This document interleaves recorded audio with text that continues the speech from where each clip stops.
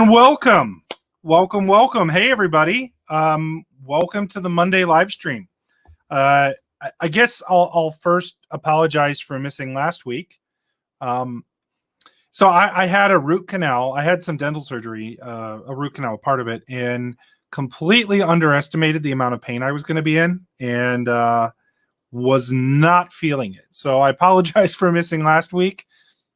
Back at it this week, and I have a very special guest with me, who most of you, I think, already know anyway. But I'm going to go ahead and bring her in here. I have Rebecca from Reading the Pattern. Welcome. Thank you for having me. It's awesome to be here. Yeah. Well, you had a really big milestone that I saw you talking about on Twitter. Do you want to? What happened?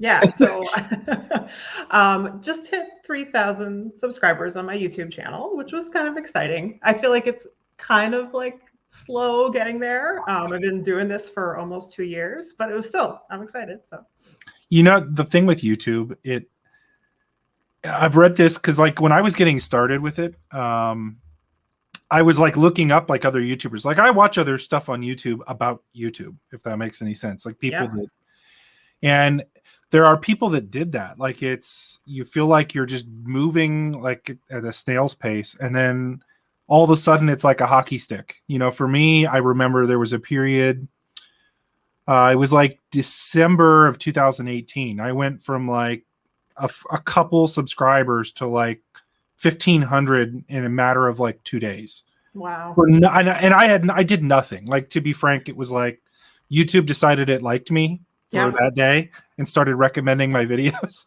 Like, so it's really fickle and it's amazing. And it's one of those things, if you keep at it long enough, it's exciting. So yeah, definitely. Yeah. I love to celebrate those little milestones. It's fun. That's awesome. It is. Well, let me do this, because if you guys are not, I have to say this, if you are not subscribed to Rebecca, you should be. So youtube.com/ I think you can just put in Reading the Pattern. Like, I think I copied and pasted that. You don't have to do what's on the screen. Just go there. Yeah. For those of you, for those who are watching who don't know what you do, you obviously make Wheel of Time stuff, but I do. What do you do on your channel? Yeah, so I feel like I've done a lot of different things. I've done some book-focused content. Like, that's kind of, I started out doing more book-focused content, and I do like, that was like an in-depth reread, totally spoiler-filled, you know, the idea of like recapping if you wanted to like get fresh on the series and, you know, without doing a whole reread. And then I've done a lot of stuff for the show, and I kind of really got into speculating about what we would see in the show, using all the information we had from production to do that. And lately I've really gotten focused on the idea of it as an adaptation. So I've been looking at it also from the angle of other book to screen adaptations and kind of looking at what to expect and like, what do we see in those kinds of adaptations? So that's been really fun to kind of examine it from other angles too. One of the things I like about your channel, Rebecca does a really good job of, I think, breaking it down and looking at things a little differently. Now, I put this up on the screen real quick before I keep going. People are asking, what's on your shirt? Yeah, I just saw that. So this is from Weekly Wheel News, which hopefully most of you guys are familiar with, Rob, from Weekly Wheel News. And I love it. It's, you know, Anne and Matt and Perrin and Egwene and Nynaeve. Yeah, he has new creations by Jen. He has a lot of awesome merch that you can get there. So, but yeah, what I was saying is I think that's what I love the most about your takes on things is it's just, you have a very insightful mind into things, and I think it's refreshing. So again, everybody should check out Rebecca. Now, one of the things I like to do on this channel, and again, this is not the Dusty Wheel. So on the Dusty Wheel, Matt's like nice to his guests and he treats them respectfully and stuff. And like, but you're Nae'Blis, so. And I'm Nae'Blis and I'm evil. Yeah. And what I'm going to do is put you on the hot seat. Okay. So that all of the people can learn all of the things about Rebecca from Reading the Pattern. Okay. So Some of these are going to be super hard hitting. Okay. Okay, like be prepared. I'm trying to gird my loins, as I like to say. Gird your loins. And some of these are going to be reused from my list from Elliot, but I think they're good ones. So, what is your favorite Wheel of Time character?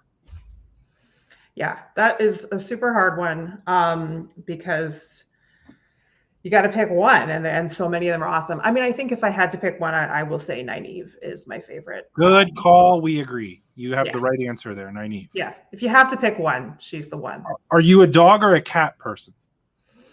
I have mainly had cats, so I would say I'm a cat person. I like dogs too, but I've had cats more in my life. How many toes do cats in the Two Rivers have?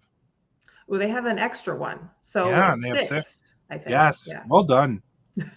What Aja are you? Would you be like? I'm inspired by Nynaeve. I have to say yellow, even though I think most of the yellow Aja is completely pathetic and useless. Have you ever noticed like the best healers tend to be blues and not yellows? Like, right, Moraine is a fantastic healer. She totally could have been yellow, but yeah, I don't know what the deal is with the yellows being mostly so pathetic, but like what they are in theory about and what they're for, I connect with that, and I headcanon that Nynaeve would like kick their ass into shape, basically. I totally think so. I was talking about this. I think it was on our podcast, Tarvalin After Dark. We were the Aes Sedai are so pathetically bad at things. Like they're just terrible. There's no scientific method to anything they do. No. Like in my opinion, like it's all speculation, but they don't test anything. I don't know. And they're also like lazy AF a lot of times because seriously, like, you know, like what were the yellows doing all that time? They had one weave and they're like, I'll just do that one weave. I don't need to do anything else. Right. Well, and again, it's just, okay, so people can do it at different levels of being good at it, right? Yeah. What the hell is the point of the yellow Aja then? Like, what do they even do that's different that every Aes Sedai either can or can't do? Why didn't they have like hospitals? Like what did they not think about like healing anything other than just like, anyway, I could go on. They were really, really bad. Like, but oh, that's bad. You know. Well, you could go on and on about the other Ajas too, but I agree. You could. Yeah, they all really fall short in a lot of ways of what they're supposed to be doing, which I'm sure is the point.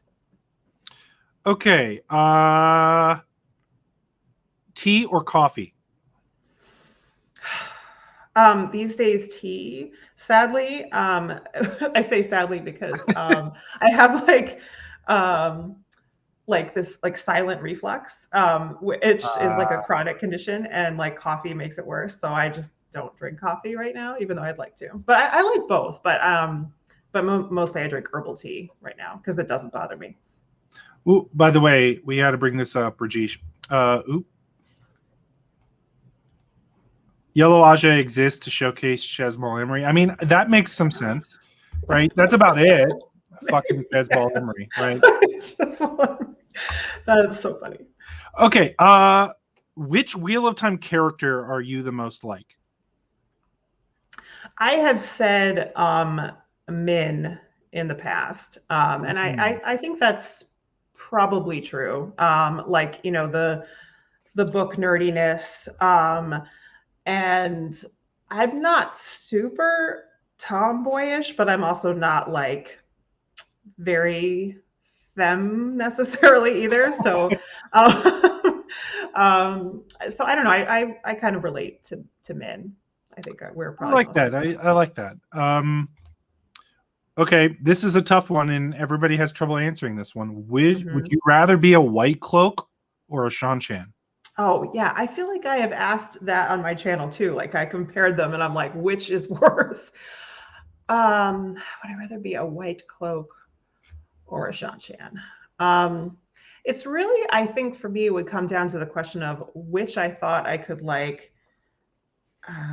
deal with the indoctrination a little bit better, because they both basically, that's what it comes down to. They're both like can't even say that word. Indoctrination. And I would say, I don't know. know, because like I'm trying to think of examples of characters in the books who kind of break out of that. And there's a couple Seanchan examples, but I feel like as a whole, they don't change as much. And Galad, through force of personality, seems to be able to like kind of change the White Cloaks a little bit more.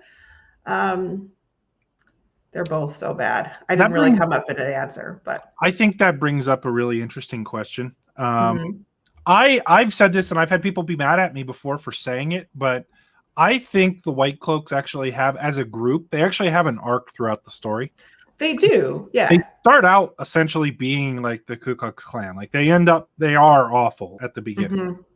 And I'm not saying they're not awful at the end. They just are less awful at the end. And their Galad is sort of the well, I mean, I guess Galad sort of is that arc as well, because he goes from seeing things in black and white to learning some nuance, which I suppose is the arc of the White Cloaks. Yeah, I think what it is about the White Cloaks is like through force of leadership. Galad basically starts out as just some random child, but through force of his personality and leadership, he's actually able to like make a difference. And I don't really see that in the Seanchan, because you would basically need someone at the very top to be influenced. And so if you have someone like Egyanin who changes her mind, she's no one, and she doesn't really have an impact on them as a whole. So I feel like maybe there's you can individually change the Seanchan, but changing it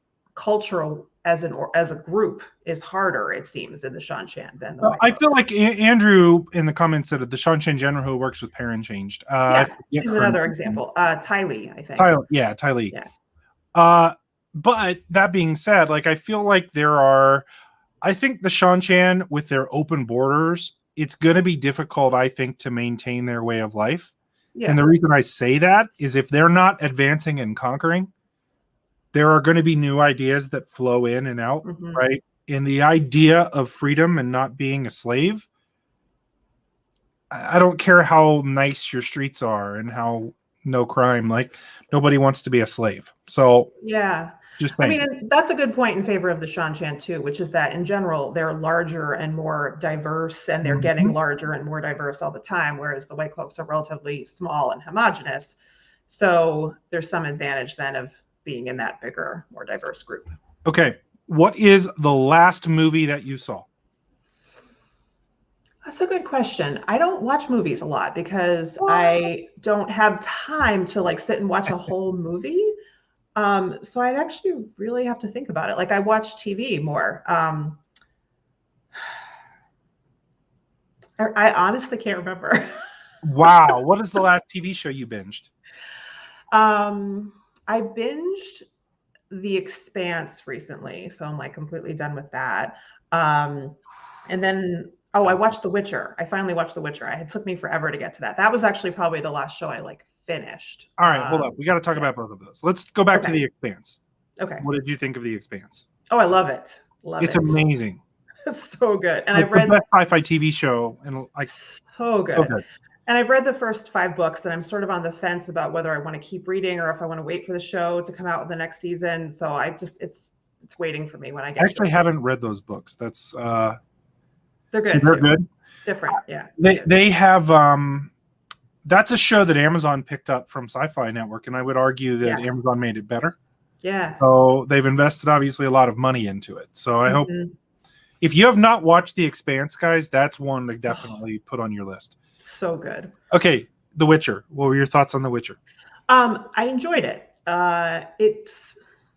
There's some weirdnesses to it that I can't entirely get over, but I did enjoy it. Like I feel like it definitely took me a long time in the season to figure out, like, I knew there were different timelines, but I didn't know like how they all fit together. And it took me, I feel like, too long in the season to like piece that together, which just seems a little unnecessary. But I did enjoy it. Some of the characters don't feel like are as developed as they could be. Like I don't think Ciri is as developed as a character as she should be. But I did enjoy it. I feel like they're waiting to develop Ciri until next season But yeah, that could totally be. it Yeah, but was she was weird, on screen a lot for not being super developed. right? I liked it. I watched it. I recently watched it again Yeah. after my first watch. I actually liked it better the second time around. Mm-hmm. I think partially because I knew what was going on with the time jumps. Right. I mean, I kind of knew that the first time I watched it, but I wasn't sure what they were doing. Yeah, Like exactly. how they were adapting it. Like I knew that those things weren't happening at the same time. Yeah. But yet, like I wasn't sure what they were doing, and so it was a little confusing. But I agree. the biggest thing with The Witcher to me, and it's hard to describe what it is because I'm not somebody that knows this stuff really super well, but like it felt cheaper. I don't know how else to put it. Like I always have that feeling from Netflix shows. Like I don't know whether it's the way they film it or the lighting or what, but it just felt cheaper to me. I don't know what that means. Yeah, I can see what you're saying. Like it wasn't anything glaring or like super big problem for me, but I Here we go. Here we go. So the great thing about this wig is it's very versatile. I can wear it in multiple ways. This is the Karen style. Very Karen. Very Karen. Let me speak to your manager. Thank you, Miss Sarah James. You're the best. So yeah, now you have to take me seriously while I wear this. But well, I'm glad you like The Witcher. I am looking forward to the second season of The Witcher because I feel like that was Amazon or not Amazon's. I'm sorry. I feel like that was Netflix's first major foray into epic fantasy. Definitely. So like they made and it did go well for them. Exactly. So the second season, I have a feeling will be better. I hope so too. Yeah, and they seem to be having some success a little bit even beyond that because then they have Shadow and Bone, and that's getting a second season, and so I think they're doing okay with it, which is encouraging. I like that. Yeah, I did like it a lot. Okay, here we go. What is the worst book in the Wheel of Time? Yeah, it's got to be Crossroads of Twilight. Agreed. What's the best book? That I can't answer that. You have to. You have to pick. I have to answer it. It shifts. I think I'm somewhere with Shadow Rising, Fires of Heaven. I love The Gathering Storm. I love Knife of Dreams. Those are all like top tier. So it might just depend on what I'm in the mood for. But that's more like personal preference too. Like what is the best? That is a harder question. I don't know. I go with Shadow Rising if I have to do that. I love this. Crossroads of Twilight could have been an email. I saw that. It could have been funny. Okay. Who is your favorite non-Wheel of Time YouTuber? So somebody that does not make Wheel of Time content. Like a good YouTube channel you can recommend to the crowd. Okay. I will recommend Cold Crash Pictures. And he talks about movies. It's not like a really standard like movie review kind of channel. Although I think he's done some reviews, but it's more just like film topics of all kinds. Well, like he's just really love smart. Love that. That's actually one of my real passions. So like I love it. Yeah. So it's great. I love it. So just as I was about to take the wig off, Flamingo Sedai. Thank you, Flamingo Sedai. You are the best. I have to give everybody, if you guys want to hear another really good, completely non-Wheel of Time related YouTube channel, there is an art channel. Now, to be very clear, I am not like super into art in general. My best friend is an artist though, so like I kind of know some of it. He's the one that sent me this place. He's like an 18 or 19-year-old kid, Gawx Art, Gawx Art. I have never seen, like, it's the best edited, filmed YouTube channel I have ever seen. I watched this, and it is mesmerizing how he does it. I'm going to type Watching art can be really just relaxing and amazing. So I guarantee you, anybody that checks this out, Gawx Art, I'm going to put it up on the screen. Oops. Damn it. I am really bad at hitting sorry breaker. But Gawx Art, you should check this out. Like, I guarantee you, even if you think, oh, I don't want to watch an art YouTube channel, I don't know anything about that, just check this out. It's amazing. Anyways. Sounds good. Yeah. Okay. Back to Wheel of Time. Hard-hitting questions. Okay. Who's the best Forsaken? The best Forsaken. So is this more like who is the most effective or like my favorite? Both. Answer that however you feel like. However you want to answer it. Okay. I think my favorite is like not anybody's favorite, but I kind of love Mogedion. Now you got to explain that. She's not the best by any means, but most of them are kind of lamer than they should be.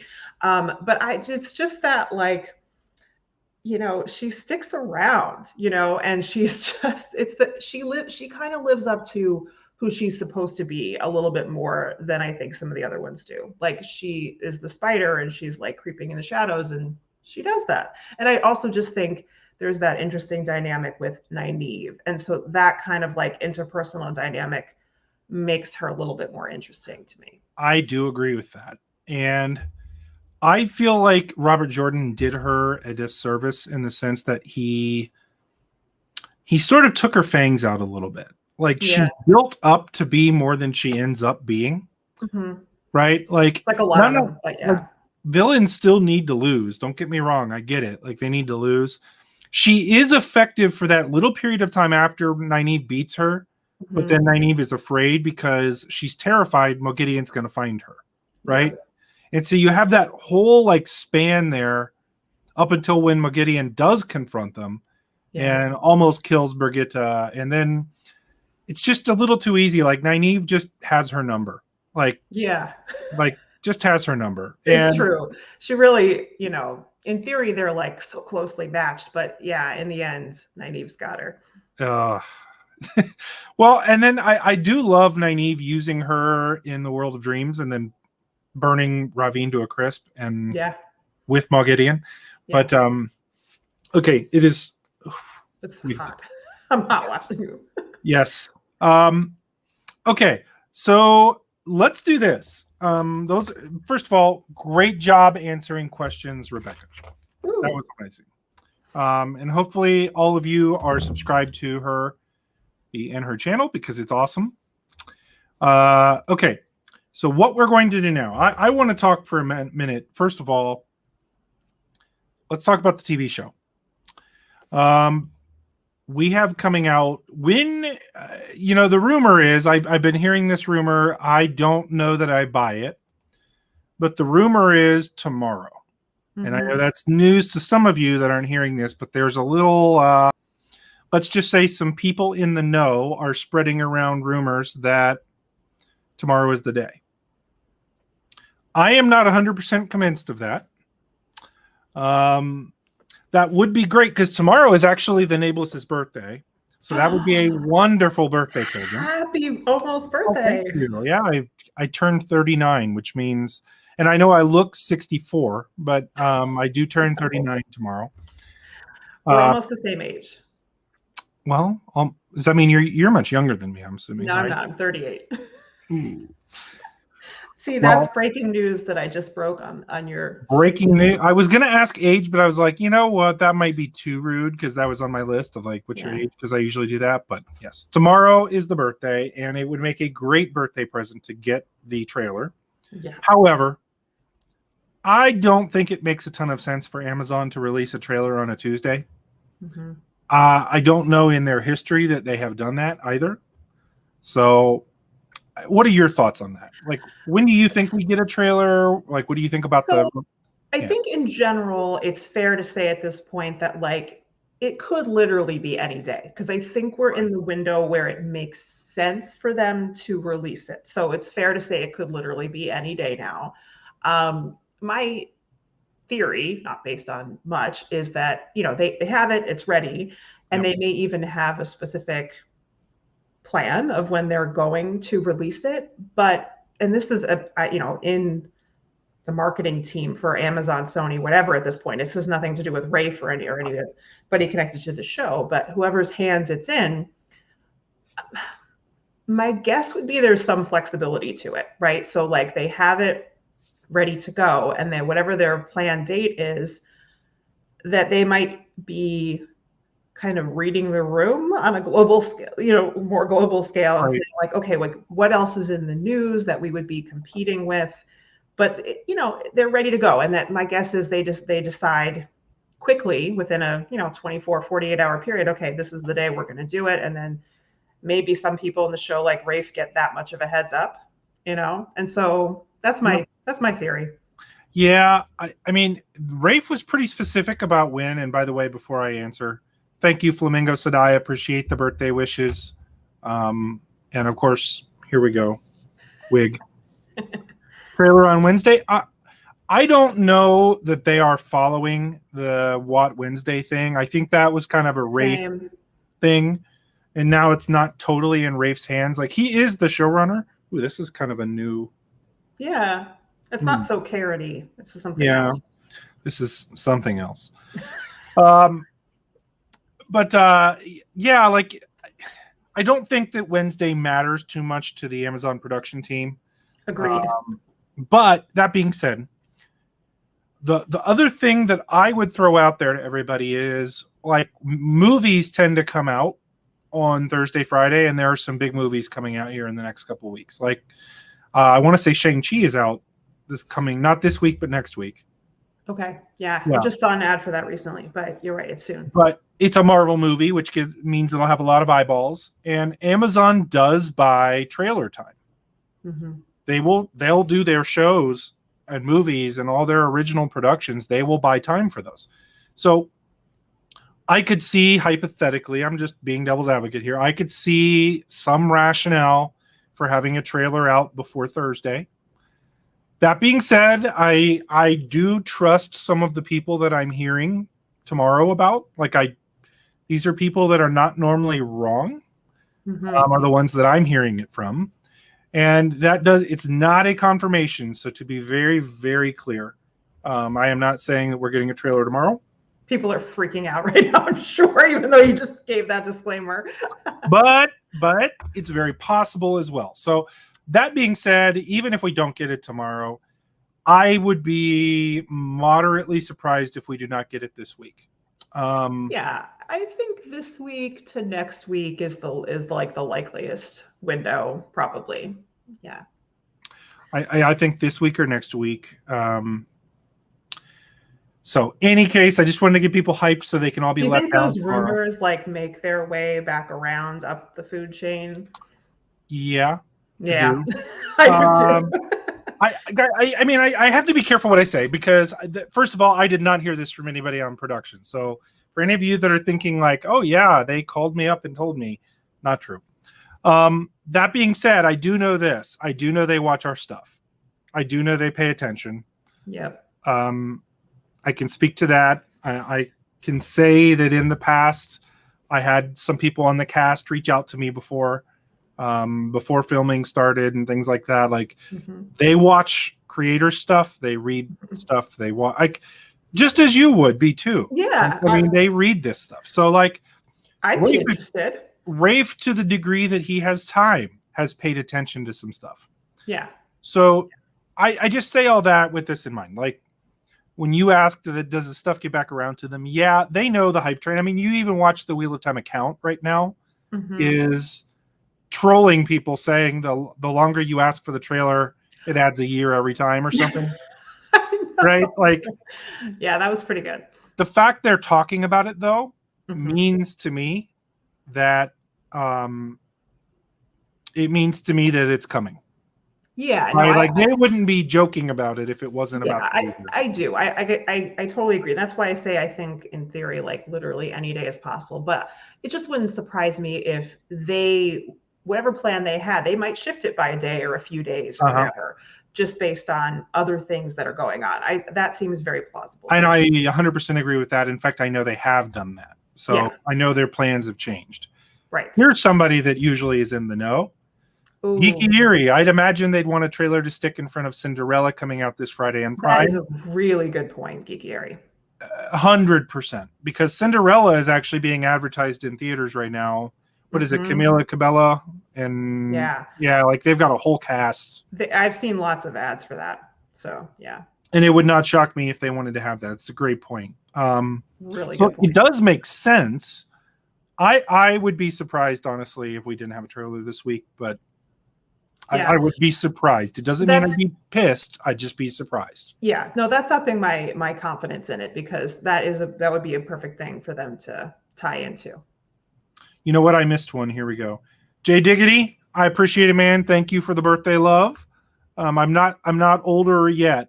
So you got what is Dirty Franks? I was wondering that too. I gotta know. Jay Diggity, tell me what Dirty Franks are. I mean, is that like bad hot dogs or something? Or oh, is it like no wait, never mind. I don't even know. Is it appropriate? I don't know. I was gonna speculate, but then I'm not gonna try because I don't know. I'll say something completely off. So I don't know. We will see. But nevertheless, like I am excited for that trailer to come out. And it's already, and I guess this is a good segue to keep talking here, but like the hype train has already started.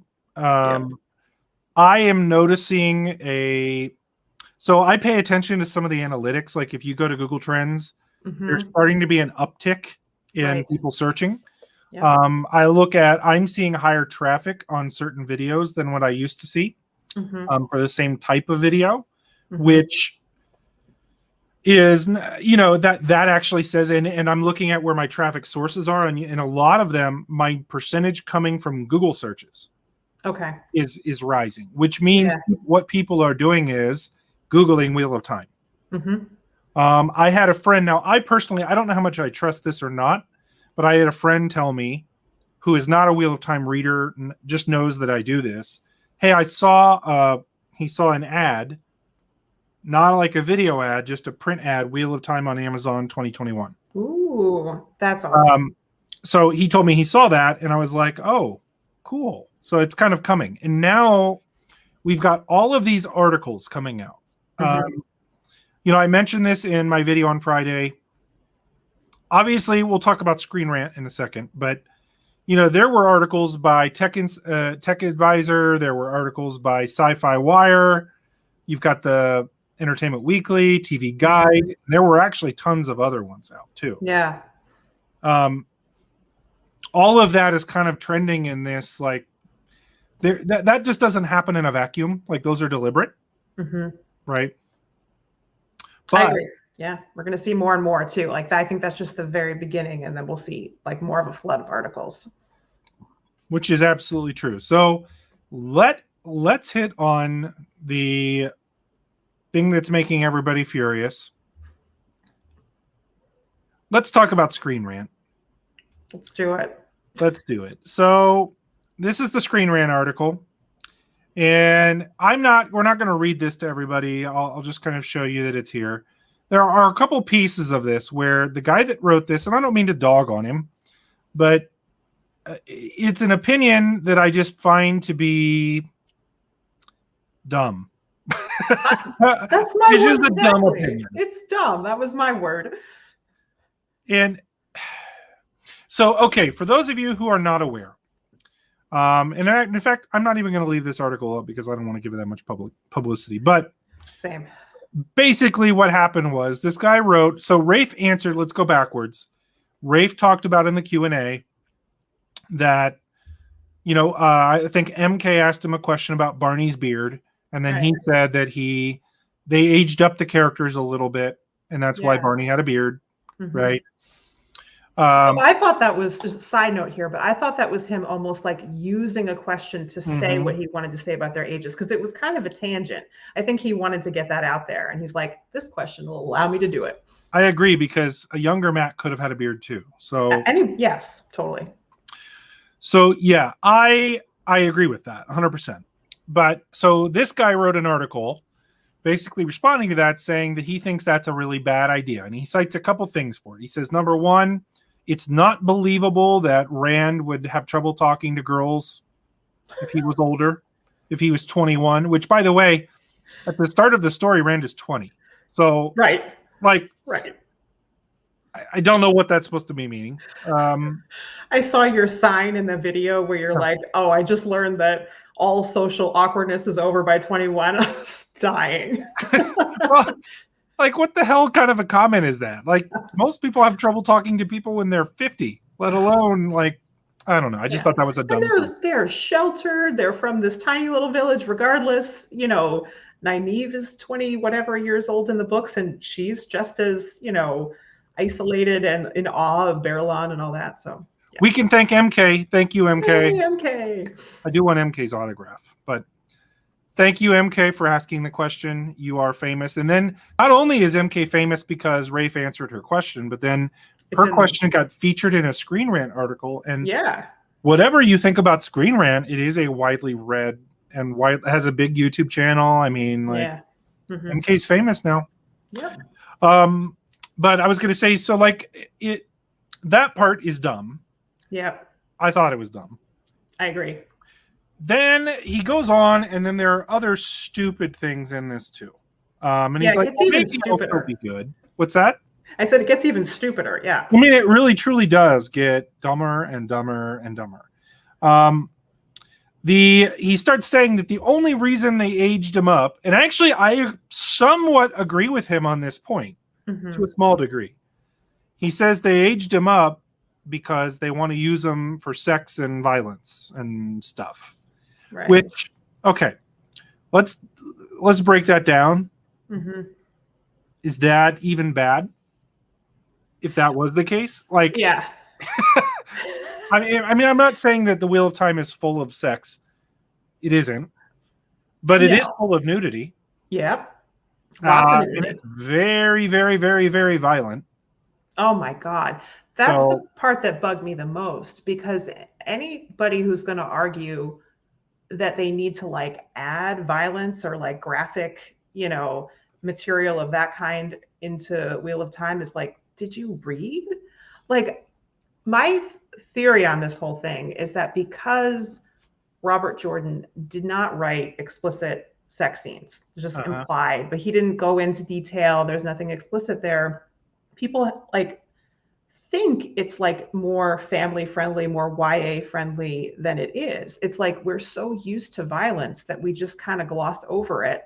But if there had been, more sexual nudity in it, no one would have that opinion that the Wheel of Time is like, family friendly YA type material, because all that other stuff is like, no way. But people just can gloss over that because it's not sexual and it's not, Well, again, I think it's that, and I think you combine that with the fact there are no 4-letter words. Like, yeah, sure, yeah. You don't hear that any modern language. Yep. Right, and I think the combination of that makes people think it's PG.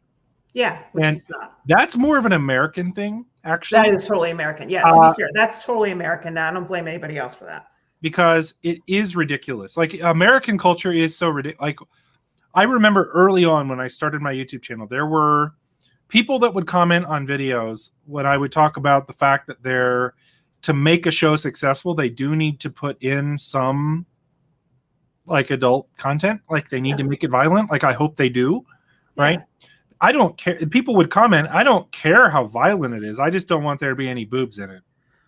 And I'm just thinking in my head, like, and they said so they could show it to their kids. And I'm thinking in my head, so like, you would love to show, you can't show your kids boobs. Yeah. But heaven forbid they see that. But if you want to show them people blowing up at Do Might As Well when their heads explode, Do Might As Well, it's fine, no problem. That's totally fine. That's American culture in a nutshell. That 100%, and it's totally ridiculous. And no matter how many times like people point that out, it just persists. It's just ingrained in us as a culture. One of those things hurts people, right? Violence is hurting people. One of those things is a body. Yeah. Again, I can totally empathize and understand with not wanting graphic sex in your show.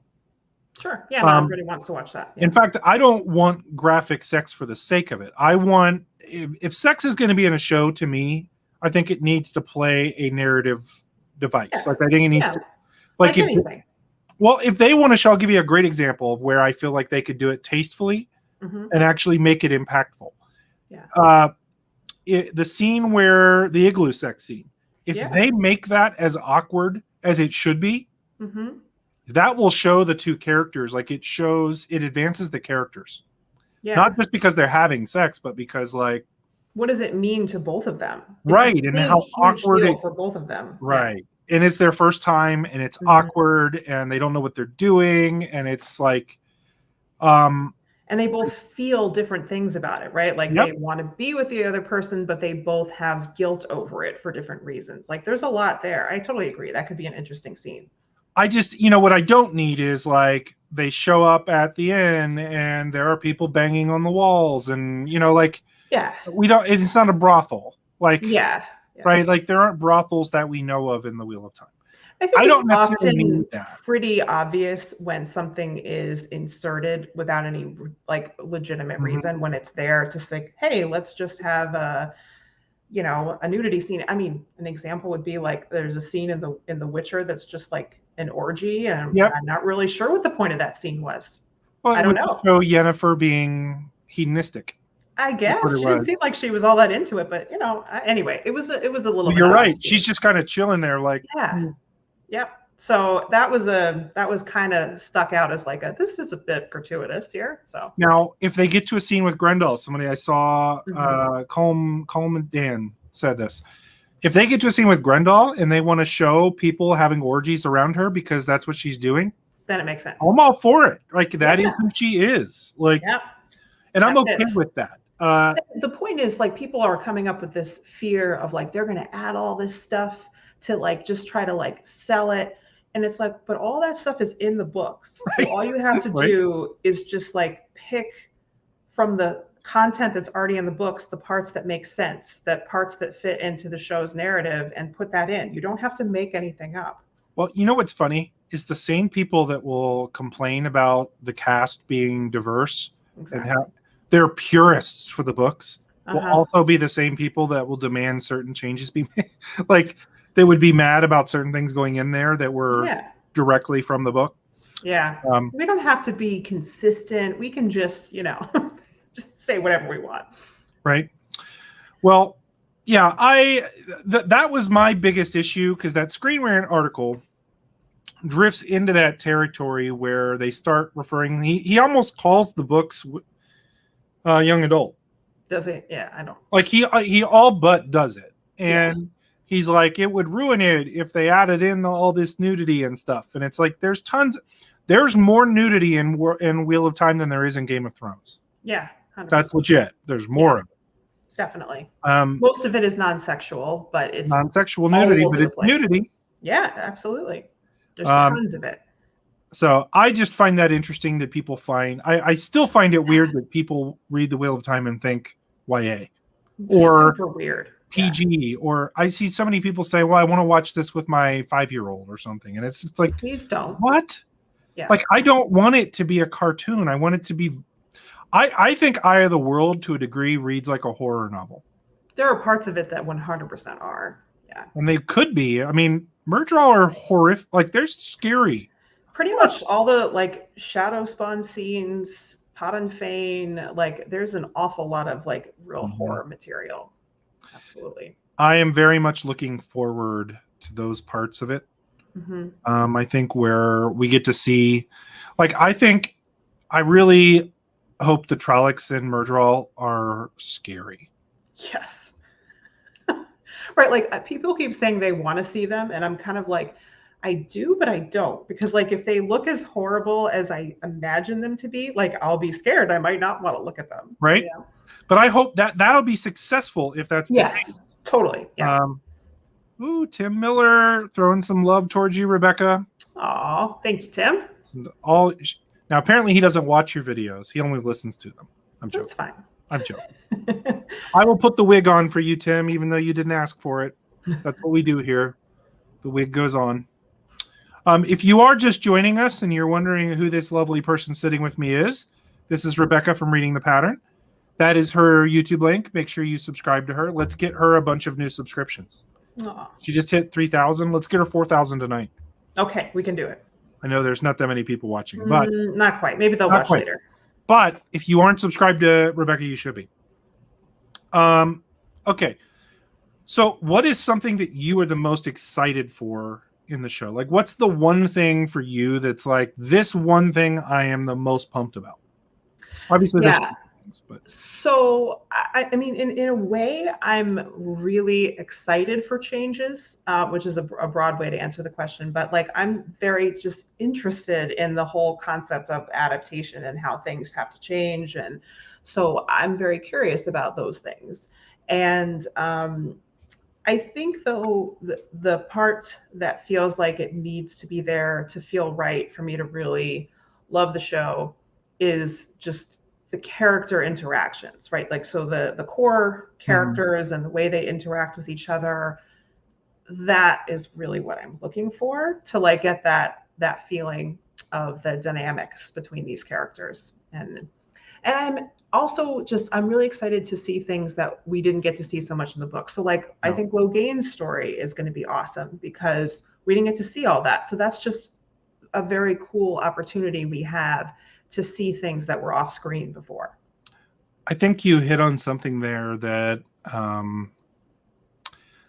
I think is going to be the driving motivator. And I think from everything I've seen from Rafe, this is what he's been aiming for. There are going to be changes to the plot, but you talked about the interactions with the characters. To me, that's where it will feel like Wheel of Time or it won't. Exactly. You know what I mean? Like it'll feel like Wheel of Time if Matt hits the right tone, right? If the interactions between the three are right, if Moraine feels right? Yep. It'll matter less to me what if they skip Baerlon hypothetically, like if they go to a different town. Like I don't care about the actual individual plot scenes, although there are some that I want to see. Yeah, same. But those will be less important to me than if they get the characters right, because I think at the end of the day, I don't love Wheel of Time because they went to Baerlon. Yeah. I love Wheel of Time because we get to see the interaction with Min and we see Nynaeve show up. Right. Yeah. And we get to see Nynaeve showdown with Moraine. And so that's right. And I think that's a good way to look at it. Like Baerlon doesn't need to exist if we get other scenes where there's a showdown between Nynaeve and Moraine.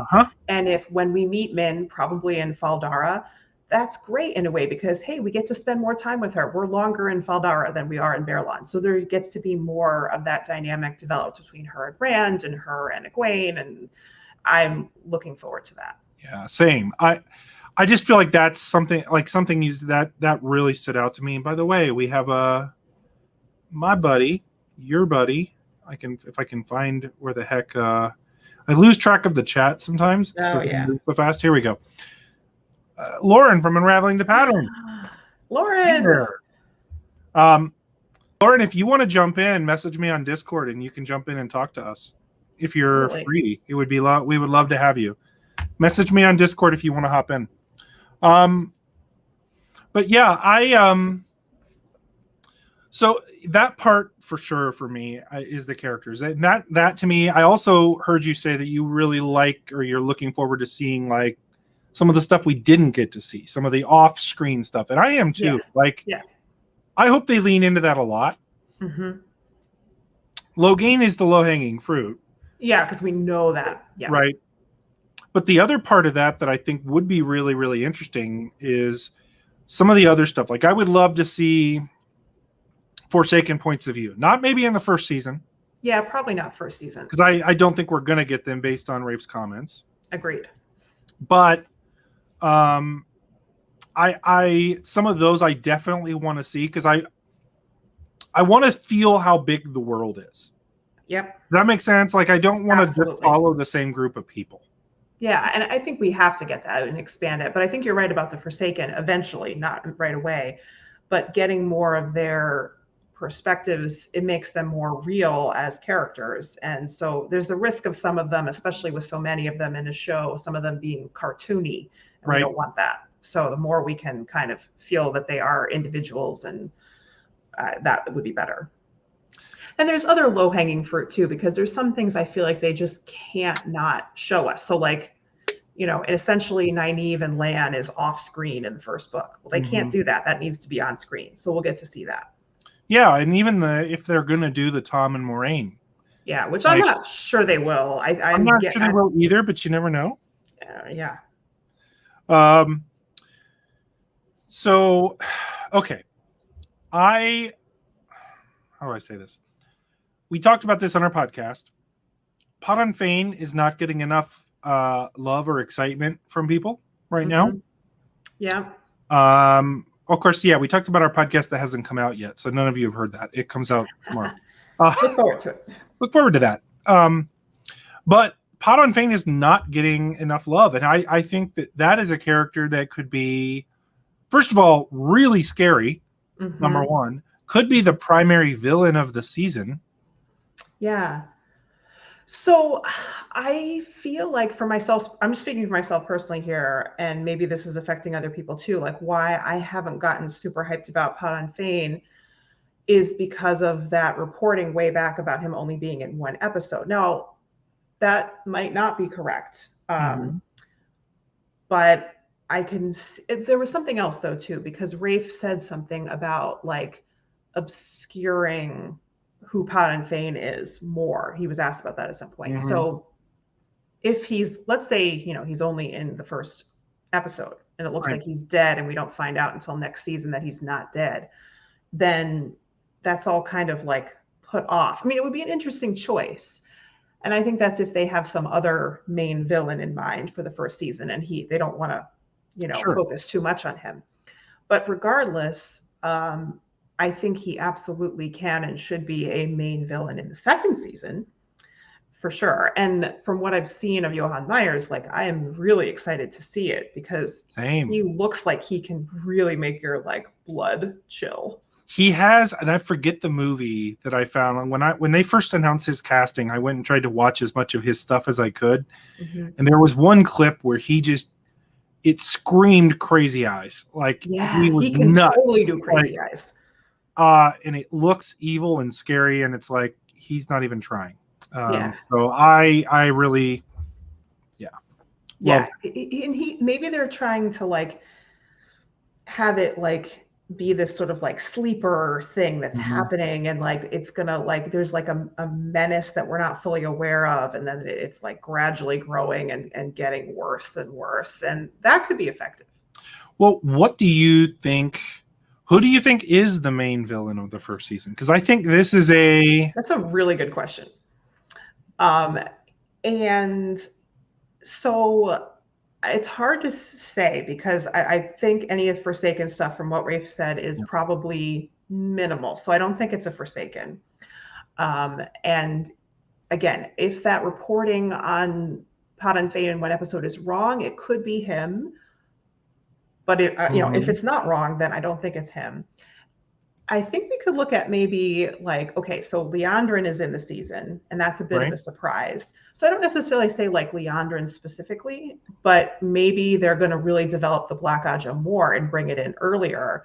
And that could end up being the main foe in the first season. See, I hope what they do with Liandrin is make her moderately empathetic. I don't want to find out that she's Black Aja right off the bat. I would be excited if we didn't either. I think that would make her more interesting. I agree. That's why I say not necessarily Liandrin, but she's there. So like she could be doing some stuff. We just don't find out it's her. Maybe there's another Black Aja character that is going to be more like outed and in the first season that we don't know about. I think MK nails part of it. I think the White Cloaks will certainly be villain. That's definitely going to be a big one. Oops. Steve or Chesmal fucking Emery. I agree with that too. I would be surprised if we had one big baddie. Yeah, that's kind of what I'm getting at too, because like I think if it's Black Aja focused, it's not going to be Liandrin. It would be like she's part of it, and there's other Black Aja and the White Cloaks, and I kind of agree. I think there will be.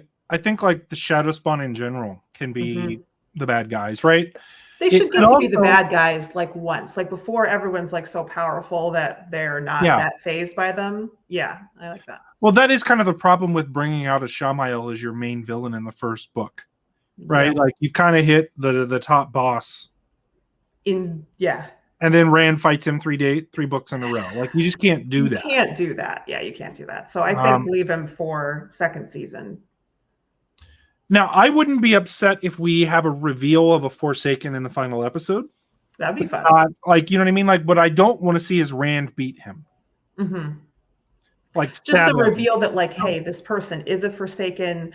We've been hearing about the Forsaken, and then now we're like actually seeing, no, they're loose, they're out there as sort of like a dun dun moment. Yeah, that'd be cool. Yeah, I don't think we need to have the Forsaken, but then again, it begs the question: what are they going to do with the Eye of the World? Are they going to the Eye of the World? Is that the climax? Yeah. Do we have Agenor and Balthamel show up? Do we have Yeah, I would guess no to Agenor and Balthamel based on what Rafe said about it depends how much you know about the Forsaken, because I mean, then you don't have to know anything about the Forsaken to see them. They're just, hey, I'm Agenor. So I'm guessing not, but that they could still go to the Eye and have some other antagonists, I suppose.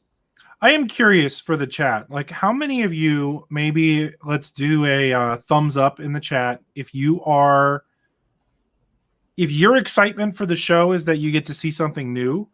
Thumbs up. I am worried because I think and if you are not somebody that wants to see something new, but you just want to see the exact thing of the books, thumbs down. Let's see that, because I am curious. Because I think there are people that they're just looking to see the books adapted, right? As in, like, I want to see the books on the screen. When I say adapted, I mean that. Yeah. Right. And then I think there are some people, and I fall into this category of I'm excited to maybe not know what's happening. Totally. Right? That's some of the fun of the Wheel of Time is like figuring out some of the mysteries. And I don't want them to like change things arbitrarily or some of the bigger things. But there are some perhaps less consequential things that I don't see why they couldn't change it so that it keeps it more of a mystery for us as well. And I would enjoy that. And I feel like the chat, now maybe that's because a lot of you guys are also people that are followers of our channels and we talk about this, but there are a lot of you that are thumbs up on this. So it looks like you're kind of okay with some changes, want some new material, that type of thing. I think there are things that they can improve. Like I love the Wheel of Time. It's my favorite book series. It's also not a perfect book series. Yeah. I think there are things that can be done better. And adaptation is always an opportunity for that, right? Just always. As long as they hold to the core of it. But I mean, I think they can make the villains more effective. I mean, I obviously get a lot of crap for this, but like I want the villains to be more impactful. I want Padon Fane to kill Bran Alvear on screen. Bran. Yeah, because he doesn't do anything, right? And you're right. Bran could die. Right? You're totally right, Bran. I want Rand. Now, on the other hand, someone wanted to kill Tam, and I was like, no, couldn't do Tam. Do that. Although, here's the one that gets me in trouble. I want Rand to actually kill Min. I know. I know you do. Now, if you balefire her and Min comes back, that's fine. But I want Rand to have done it. And the whole reason for this is I want the villains to make a bigger impact. I want to feel it. Like that was one of the draws. And I'm not saying that we need to compare and try to beat Game of Thrones, but there's a reason Game of Thrones was so popular. Yeah. Right. Well, they had mysteries and intrigue, and I think that's definitely part of it. And that's important. Yeah. Ouch. I'm unstopping. Ouch. I'll just say that whole, Semirog, Min, Rand scene was plenty impactful for me. Plenty. I mean, it's pretty bad. It was pretty bad. I'm not over it. So I don't think we need to go any further with that. But I hear your point in general about finding ways for the villains to be more successful, more impactful. And I don't disagree with that broader point. Semirog is built up to be something that she never quite achieves. And so she is not as bad in that department as some of them are for me. Like she does scare me. And there are some scenes that are very memorable of her being fairly terrifying. I would cut out the spanking of her as well as others, because I think that is kind of ridiculous. And that might do some to lessen that. Oh, Summer Hug is just, pathetic. Spanking her. Yeah. But, well, I don't know. I'm not particularly a fan of that. But I think you could argue that that is probably the best of the spanking scenes in the Wheel of Time. And I would totally agree that it is. I would 100% agree with that. If they had to keep just one, that would be it. But I'd be fine with them getting rid of all of it. But in general, I think she doesn't suffer from that as much. Like, I think the majority of the Forsaken are built up to be more than they are. And part of that is good. Like, I like them having like human foibles and not just being like one-dimensional, smart, evil. But it's a balance that isn't always struck perfectly. Agreed. I think there is what I like about, I want them to be humanized. Yeah, like, human evil is scary. Right. Yeah, I want Thanos. Like, I want to understand. Like, even when the motivations are wrong, right? I at least want them to have some degree of logic to what they do. Yeah. Right. Like, I don't want Asmodean to join the Shadows so that he can live forever and make music. It's pretty lame. Right. Or half the Forsaken's motivations that Luce Theron was mean to me. Yeah. Can we vary that up a little bit? Right. Yeah. Like, or I'm just upset. Like, Lanfear is literally crazy lady, crazy over a man. Yeah, which is not the best look. But on the other hand, I will say, like, at least you kind of like feel her reasoning. Yep. Like, that's one of the better ones in that way, like where it's actually really like built into the character and you get a sense of like, okay, this is real. And that, so it's better. Why, to me, Grendel is the best Forsaken. I love her. Because she is one of the most interesting, definitely. I love it. Anyways, well, hey, Rebecca, thank you for coming on. We'll have to do this again. That was a lot of fun. I usually kind of cap these at about an hour. That way they're not overly long, and I'm going to be respectful of your time. But I appreciate you coming on. And for everybody, again, make sure you subscribe to Rebecca. She's got a lot of stuff. What are you going to be doing for the show? Like, what is your you have a plan for it? Roughly, yes. So, I mean, I want to make sure that I am doing some spoiler-free content. So what I'm a little bit unsure of and I want to experiment with is whether I do like separate videos or like two parts of, the one video. So I want part of it to be book spoiler-free, but then the other part is going to be like focus on the changes in the adaptation. So that's going to be book spoiler heavy. So that's my plan, is to incorporate both of those to kind of, different people are looking for different things. Well, and we still don't really have an answer on how they're going to be released and when and all that. So right. So finalizing the plan somewhat depends on those kinds of details, like when is it released and how and all that. So, but I'll be doing, at least one video for each episode, possibly multiple videos for each episode. And then, we'll go from there, because I'm sure there'll be. Looking forward to it. Thank you again, Kim. My dying wish on this earth is to have Lanfear turning into Sindane and actually being impactful for this show. I agree with you. That's the part where it all goes off. Like, she could have just stayed dead, mostly. But yes, make her better as Sindane. And I would argue that Moiraine needs to do something else too. So for all the hype about bringing Moiraine back, to have her... No, you have a point. You do. Kind of be useless. Yeah. Well, hey, thank you, everybody. Thank you for joining us. Thank you to Rebecca. Check out, make sure to like and like the video, subscribe to the channels, obviously. Check out Patreon if you want to support, guys. One thing that's kind of interesting, and I'll point this out, Rebecca kind of said this about her own channel too. The videos that get the most views, that kind of drive the most stuff right now on the channel, are news-related videos. My passion is in the lore-related videos, and I know a lot of you love that stuff. However, it doesn't make as much sense for the channel, although I want to keep making it. So if you love to see the lore content, consider checking out Patreon, because that to me is like, hey, this is the people that really care about that. And so I appreciate it. But thank you to all of you who are already patrons. That, I think, is about it. So I will have another video coming out tomorrow. And yeah, we'll go from there. So, hey, I'll see you all. Thank you for joining. Peace Good out. night, everyone.